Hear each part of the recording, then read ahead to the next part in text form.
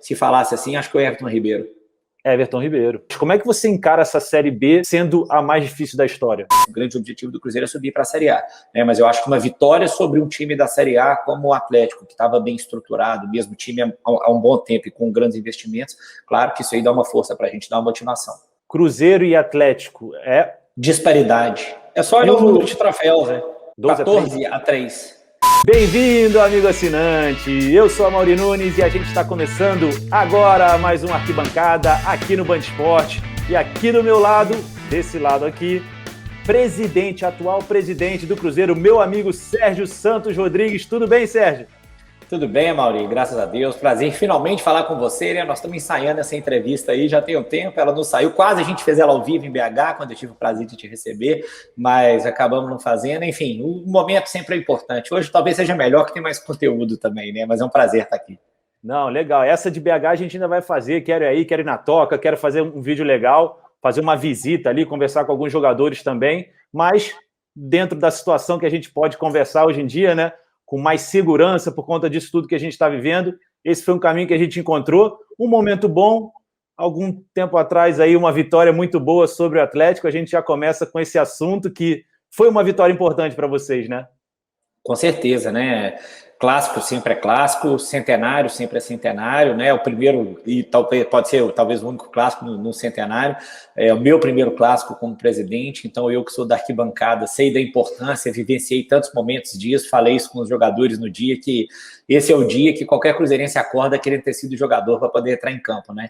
E no momento atual, momento que, obviamente, o investimento que o time do Atlético Mineiro tem, muito maior, vinha jogando, né, de forma muito positiva, ganhando com grandes goleadas, a gente ganhando com menos, mas a gente sempre acreditou no processo, né? A gente sabe, foi legal, as falas dos nossos jogadores repercutiram bem, né? O Fábio, Sobis, e o Salves colocou bem, a gente só tem que entender que isso é uma parte do processo. O grande objetivo do Cruzeiro é subir para a Série A, né? Mas eu acho que uma vitória sobre um time da Série A como o Atlético, que estava bem estruturado, mesmo time há um bom tempo e com grandes investimentos, claro que isso aí dá uma força para a gente, dá uma motivação.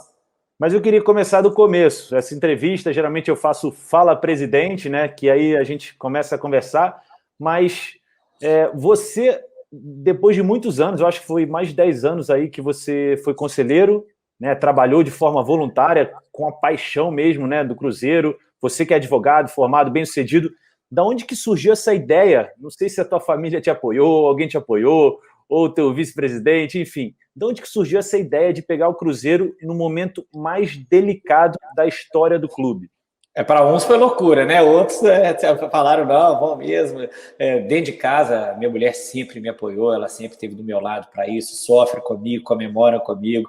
Meu pai já ficou um pouco mais preocupado, e ele que é conselheiro do clube também, foi ele que me levou para o Cruzeiro, né? Mas o meu foi dessa vontade, né? Como você bem colocou aí, eu fiquei no Cruzeiro quase 10 anos, passei por todas as áreas praticamente, né? Porque a gente tem a sede administrativa e lá eu fiquei na parte de gestão, estratégia e jurídica. Depois na Toca 1, como superintendente de negócios internacionais, e depois na Toca 2 como superintendente de futebol um tempo. Então eu vivenciei tudo muito de perto, sempre não remunerado, como você bem colocou, e aí nesse momento difícil me deu vontade de colocar em prática isso, né? Paralelo a isso eu fiz alguns cursos, né? Fiz curso no Real Madrid, fiz na CBF, estou fazendo atualmente um na FIFA, o primeiro curso de gestão da FIFA, então me deu vontade de não abandonar o clube que eu amo no momento mais difícil, pelo contrário, né? Me motivou para poder colocar isso em prática, porque eu acho que a gente precisava mudar esse parâmetro do futebol, que o que trouxe o Cruzeiro até aqui foi essa ideia de que futebol é ganhar título, e não pode ser, né? O time é uma organização muito maior que essa, tem que estar pronta, tem que ter base sólida, para poder ganhar dentro de campo, mas com responsabilidade. Então,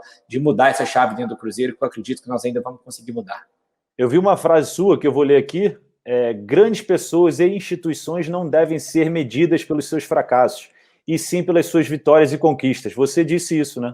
Disse e repito, e tem essa máxima na minha vida, né? Por exemplo, a eleição do Cruzeiro, eu cheguei a disputar uma em 2017 e perdi, e ganhei a outra, e ganhei uma outra por aclamação já, Então, a gente tem que estar acostumado. Eu, na minha vida na advocacia, um dia eu perco grandes causas e outras eu ganho, né? Então, eu cito várias pessoas, eu tenho uma grande admiração por Abraham Lincoln, que foi talvez um dos maiores presidentes norte-americanos, e quem conhece a história de Abraham Lincoln sabe que ele perdeu muito mais eleição do que ganhou, e perdeu muitas eleições mais fáceis, em tese, e virou um grande presidente dos Estados Unidos, né? Então, eu quem falo fala que... isso também, quem fala, só fazendo um parênteses aí, quem fala isso também é o Michael Jordan, né? Que ele errou muito mais arremessos do que ele acertou, e todo mundo lembra dos que ele acertou, né? Tem uma frase boa dele nisso, né? Então, assim, eu repito por isso, eu falo sempre essa frase por isso. Então, não são em 1 ano e meio, 2 anos que o Cruzeiro está numa Série B, é uma situação financeira mais ruim, que vai apagar os 100 anos de história que a gente tem, que faz com que o Cruzeiro seja esse gigante, que é o que a gente fala, né? História para quem tem, é a hashtag que a gente usa aqui, e história nós temos demais, né? Temos muitos títulos, e isso aí, poucos clubes no Brasil têm um tanto de título que o Cruzeiro tem.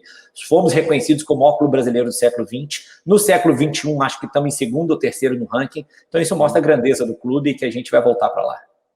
E aí você pegou o clube completamente devastado financeiramente, com dívidas chegando aí, se não me engano, aproximadamente R$1 bilhão, inúmeros processos, uma situação que estava literalmente um caos, né? Você chegou no momento que sabia que ia ter dificuldade, principalmente nesse primeiro ano e nessa reconstrução do Cruzeiro. Você chegou até a mencionar também uma vez que não é um recomeço, é um novo tempo, é uma nova era que o Cruzeiro vai viver a partir desse momento, né? É isso aí, Mauro. E tudo a primeira vez, né? Então eu falo assim, às vezes, uma vez eu dei uma entrevista que falaram, é a primeira vez que um clube grande cai e não sobe. Falei, então vamos lá, é a primeira vez que esse clube começa o campeonato com menos 6 pontos, isso não é culpa da minha gestão.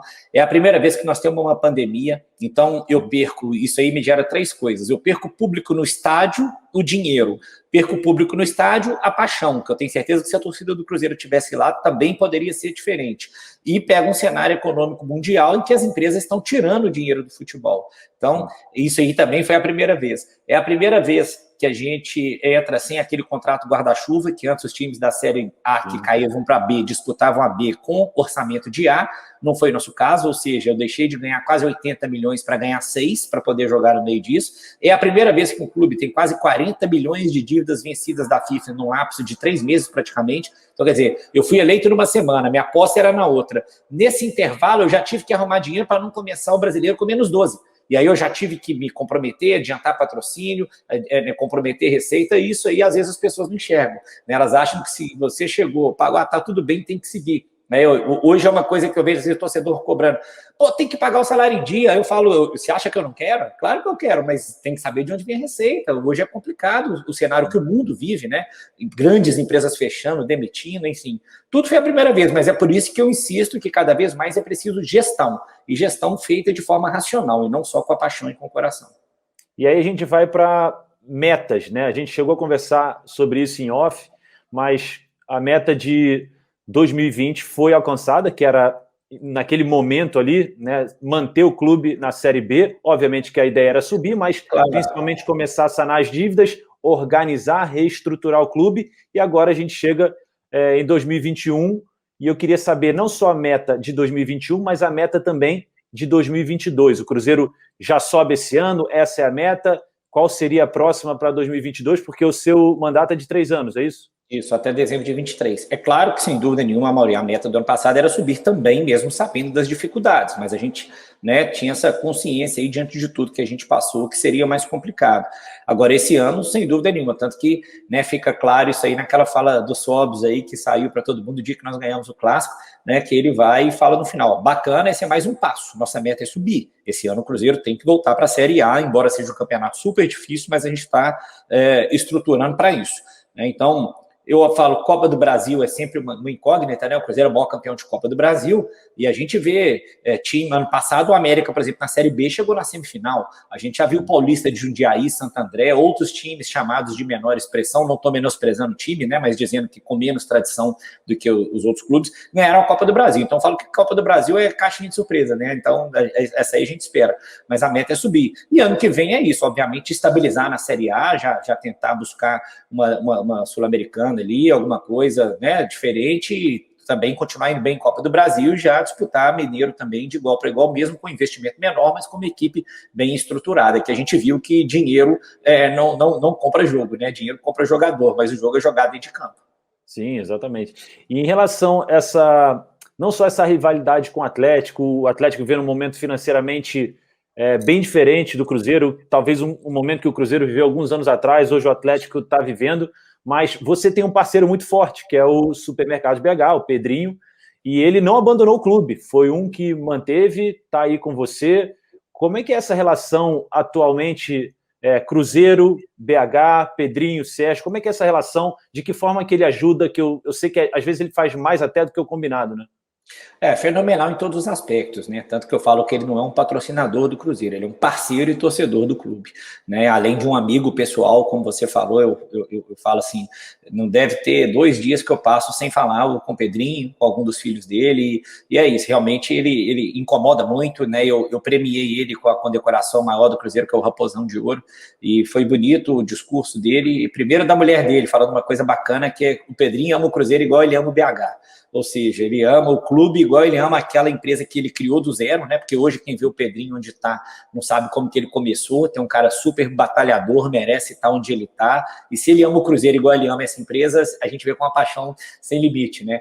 E realmente, em todo momento que pode, ele nos ajuda. Ao mesmo tempo, também isso é positivo, não fica dando dinheiro para o Cruzeiro. Toma dinheiro, toma dinheiro. Ele gosta de participar, ele entende, ele pergunta, vê para onde que vai o dinheiro, enfim, mas dá esse suporte que é imprescindível para nós. Com certeza, o papel dele é fundamental para a gente estar conseguindo desenvolvendo um bom trabalho aí. Dívidas, vamos falar um pouco de dívidas, tentar deixar isso mais claro e transparente possível. Você tem uma ideia de valores, assim, eu sei que você já baixou bastante a dívida do ano passado para esse ano, mas atualmente, qual o tamanho dessa dívida que o Cruzeiro tem? A gente está fechando o balanço agora, porque é aquilo, né? A gente, às vezes as pessoas falam, pô, mas esses números já tinham que estar prontos. Eu falei, gente, é complicado porque nós estamos tentando consertar erros históricos aí de muito tempo, de pelo menos uns 8, 10 anos para cá, de processos, enfim, de coisas que não eram contabilizadas da forma correta. Mas a gente, diante do trabalho que a gente fez ano passado, Amaury, não só de pagamento de dívida, mas um trabalho muito proativo na parte jurídica, a gente fez o maior acordo tributário com o clube de futebol, já fiz, por exemplo, só isso aí tirou 180 milhões do balanço, né? Então, dentre outras coisas, eu espero realmente fechar abaixo do que eu peguei.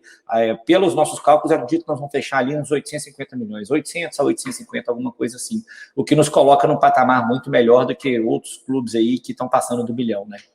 Exato, mas essas dívidas vêm exatamente de onde? As maiores, né? Vêm de jogadores, contratos, trabalhistas, da onde que vêm essas dívidas? Tributário, que está pelo acordo equaliza bem, mas ainda existe, né? Uma dívida tributária. Trabalhista tem bastante também. Dívidas cíveis, sobretudo agentes, né? Tem muita.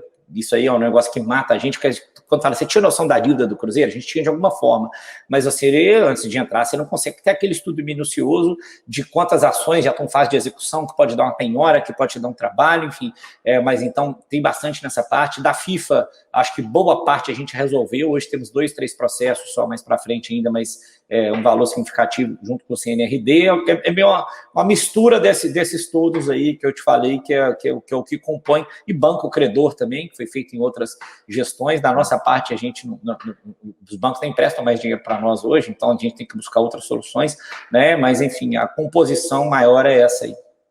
Eu já entrevistei o Marcelo Paes, amigo nosso, presidente do Fortaleza, Guilherme Belintani, do Bahia, enfim, Andrei Sanches, alguns outros presidentes, e eu sempre gosto de perguntar por que o presidente é um cargo não remunerado.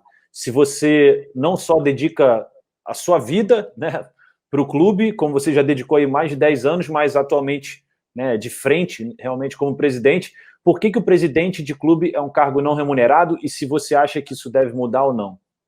Eu acho que deve mudar, mas desses que você citou, 2 são, né? O Belintani e o Marcelo são. Eles já implementaram esse próprio formato, porque no início da gestão não era. Então, eles conseguiram transformar isso, porque de uma certa forma, eu acho que é o que é justo, né? Nada mais justo do que você trabalhar 24 horas para o clube e ter algum tipo de retorno, né? E tá certo, e não por acaso são dois grandes presidentes que têm feito um grande trabalho de gestão dos seus clubes, né? Eu entendo também que tem que ser, eu acho que isso ainda é uma herança que existe do futebol, daquele momento em que o dirigente era associado a isso, ao cartola, aquele presidente que entra no vestiário, que dá bicho na hora, que xinga juiz, árbitro, no caso, desculpa, que tem um perfil diferente, que até para não dizer folclórico, né? A gente tinha aquela imagem do Eurico Miranda, né? Outro dia até me perguntaram, falei assim, não tive o prazer de conhecê-lo, sei que tem gente que ama e que odeia, eu particularmente não posso dizer de uma pessoa que eu não conheço, né? Mas sei que fez um trabalho relevante no futebol, sim, sobretudo defendendo os interesses do seu clube. Eu sei que quando alguns falavam mal, eu falava, mas quem não gostaria de ter uma pessoa que defende seu clube como ele defendeu, mas né? era uma gestão muito diferente da atual, né? Eu acho que a gente está vendo, assim, Guilherme Belintani, você, Marcelo Paes, o próprio Iago, lá do Confiança, que é um presidente, é uma nova geração, o próprio Coelho lá no Corinthians, é uma nova geração de gestão, bem diferente da anterior. Então, assim, tá vendo que tem que ser profissional para a coisa evoluir, porque o futebol hoje a gente está falando em números estratosféricos, né? Então, você pode ter um jogador que não valia nada, no dia seguinte ele valia 50 milhões. Então, assim, tem que ser profissional, né?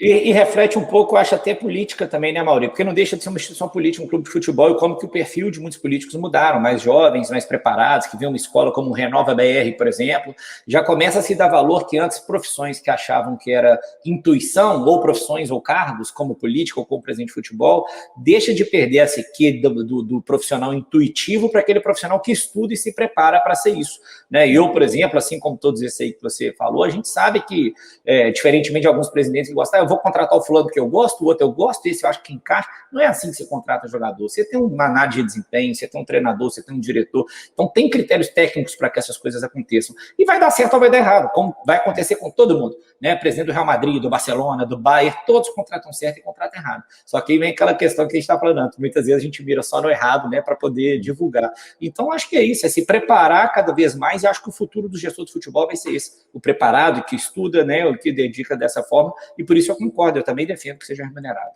Você é um presidente que participa ativamente também das contratações, apesar de ter um profissional super inteligente, né, hoje como diretor de futebol, que é o Mazuco, você participa, você dá sua opinião, você comenta, olha, esse nome aqui, manda para análise de desempenho, vamos ver o que eles acham, para tentar sempre minimizar as chances de erro, obviamente com o componente do treinador, né, que se encaixa no perfil de gestão, de treinamento, que se encaixa no perfil do clube. Hoje em dia vocês tentam minimizar as contratações erradas, né?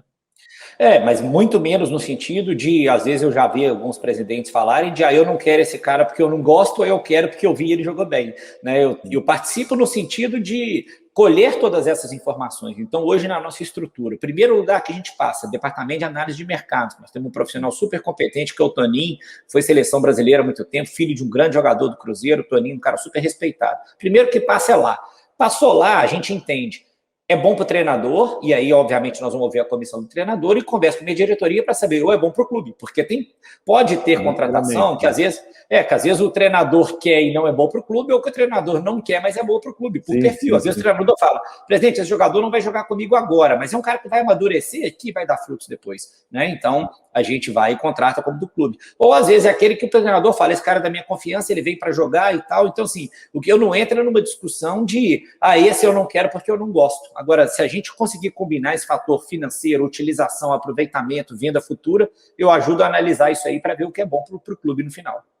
Sim, legal. Então, assim, você é a favor do cargo remunerado, só que a gente voltou, não lembro se você me respondeu. Respondi, falei, sou. E hoje no Cruzeiro ainda não é? Não é. Não, mas aí você pode implementar para não dizer que é causa própria, eu até topo colocar para o próximo, não precisa ser para mim, não. Graças a Deus eu não preciso para viver disso, mas porque no momento eu acho que não é essa a função, né? Acho que a sua intenção de ter entrado nesse momento tão delicado do Cruzeiro não foi ter nada remunerado, mas sim tentar reerguer o Cruzeiro, né? Não só reerguer, Mauro, eu sempre bati essa tecla lá, a gente tentar modificar a cultura não só do futebol em geral, mas sobretudo de um clube como o Cruzeiro, que ele seja organizado como uma empresa, que ele seja, e eu uso a palavra sempre, mais do que um time, uma grande organização, porque ele representa muito mais do que isso, embora seja o futebol que move a paixão, mas tem um impacto social que a gente pode fazer, tem outras modalidades, o Cruzeiro tem 2 clubes sociais que são muito relevantes, existem casais que se conheceram no clube, meninos que nasceram parceiro né, de uma relação no clube, então ele envolve muito mais do que isso também, então a gente tem que saber reconhecer isso. E você chegou a comentar comigo que a ideia não era vender terra para tentar sanar alguma dívida. Você tem essa ideia ainda? Terra que eu digo são esses terrenos que o Cruzeiro tem, como as sedes. Você acha que vai ser possível não vender ou vai ter que vender? Ou é importante vender? Eu acho que, eu falo assim, não seria o que eu gostaria numa situação normal, mas não sendo a situação normal que a gente vive hoje, a gente tem que buscar a saída, sim, e o Cruzeiro tem muito patrimônio, né? Então, hoje já se torna uma realidade diferente, tanto que a gente já aprovou a venda de um dos terrenos que a gente tem no Conselho e talvez tenha que caminhar para fazer mais isso depois, porque no fim é aquilo, nós também não somos imobiliária, não adianta eu ter um clube de futebol que eu não estou pagando salário, eu devo tributo, estou na Série B e cheio de patrimônio, se eu não vou conseguir, às vezes, nem pagar o custo desse patrimônio, né? Então, a gente tem que buscar a melhor alternativa e hoje é uma realidade que a gente trabalha com ela. Qual é a relação atual do Cruzeiro com Zezé Perrella, que, para quem não sabe, obviamente, foi um grande parceiro, um grande investidor, já esteve dentro do Cruzeiro, hoje ele ainda está dentro do Cruzeiro, ele participa de alguma forma financeiramente ou como conselheiro, de que forma? Qual é essa relação hoje, Cruzeiro-Zezé Perrella? Todos os ex-presidentes são chamados conselheiros beneméritos, né?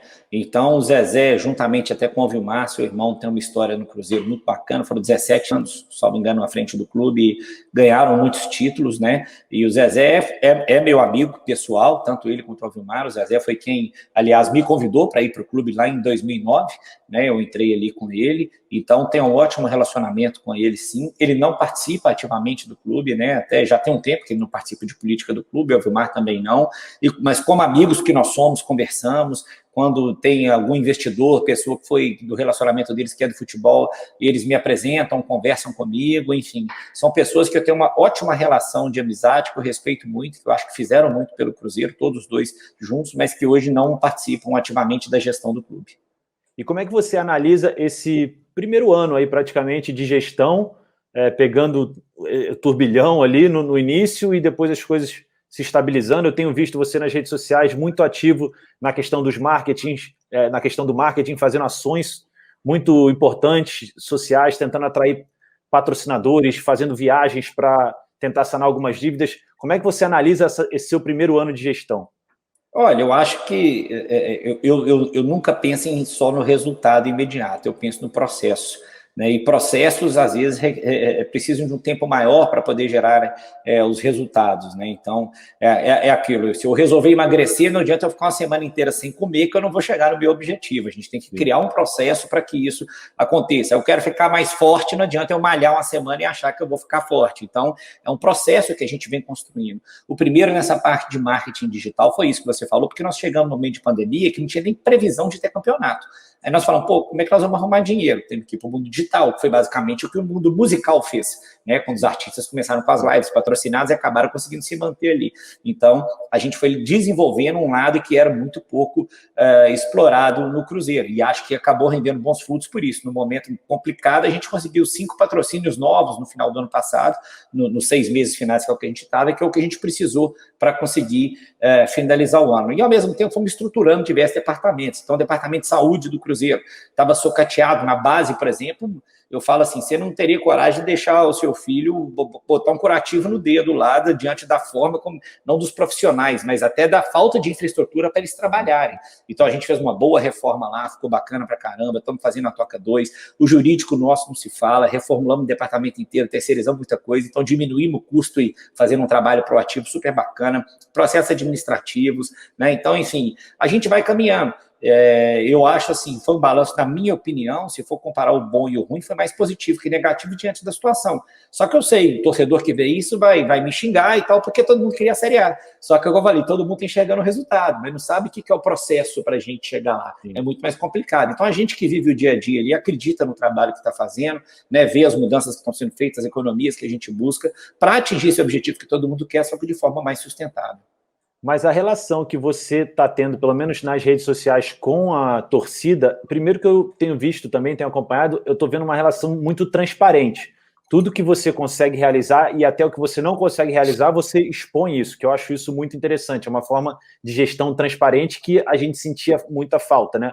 E a torcida, eu acho que está entendendo isso. Então, assim, óbvio que você nunca vai agradar a todos, mas a grande parte da torcida tem apoiado, tem entendido o momento que o Cruzeiro estava. Às vezes, se você subisse no ano anterior, você talvez não estaria pronto para se manter nesse ano, que continua sendo um ano difícil por conta da torcida, etc., e você não teria o orçamento necessário, enfim, talvez era melhor ter dado toda essa estruturada que você deu em alguns pontos que eram muito necessários, preparado um pouquinho mais e subir no momento certo, que eu acho que vai culminar de ser esse ano. Vai ser a Série B, eu queria falar sobre isso, a Série B provavelmente mais difícil da história, né, com clubes grandes, a gente pode dizer assim, entre aspas, né, que eu acho que nunca teve tanto clube grande na Série B, clube grande que eu digo, não, entre aspas, né, obviamente.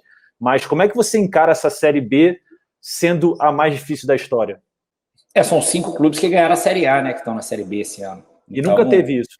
Nunca teve isso, com certeza. Mas é o que eu falo, a gente vem se preparando para esse desafio e acho que esse ano é um pouco diferente porque a gente conseguiu fazer o planejamento. Eu, quando chego ano passado, já, dado o momento, a gente tinha punição que não podia contratar, então tinha que armar dinheiro para pagar isso para poder contratar, já chegamos com a comissão montada, com o elenco montado, a gente não conseguiu fazer aquilo que a gente queria como nós conseguimos agora, né? Trazer o técnico desde o começo, tratar os reforços juntos, acreditar no trabalho e acompanhar esse trabalho, né? Agora, a questão da transparência que você falou, eu sempre fiz questão mesmo, e acho que isso reflete, às vezes, familiar, alguém vê, mas, por outro lado, tem essa questão da rede social que você falou, rede social é um problema, entre aspas, no aspecto de que se você perder um jogo, todo mundo te xinga. Se você ganhou, tá tudo maravilhoso. Então, é por isso que a gente não pode embasar o trabalho por causa disso. E claro que aqui também, como qualquer clube, tem também um ambiente político muito forte. Então, a gente sabe que tem torcida que é ligada aí, dirigente que não gosta da gente e tal, que às vezes é esse que reclama, mas de uma forma geral, eu acho esse balanço positivo, sim, como você falou, porque a gente viaja o Brasil todo, não só no Mineiro, agora no interior de Minas, como para a Série B, a gente foi em São Luís, então assim, pegamos várias outras cidades, eu citei São Luís específico, lá me marcou muito, fomos a Aracaju jogar com meu amigo, contra o meu amigo Iago lá, contra o Confiança, são todos lugares que tem muita torcida do Cruzeiro, somos extremamente bem recebidos, Amaury. Outro dia a gente jogou Campeonato Mineiro contra o Boa lá em Varginha, eu saí de carro e tinha fila de gente na porta pedindo para tirar foto, dando parabéns, acreditando no trabalho, então assim, eu acho que realmente que o balanço hoje, de uma forma geral, ele é positivo,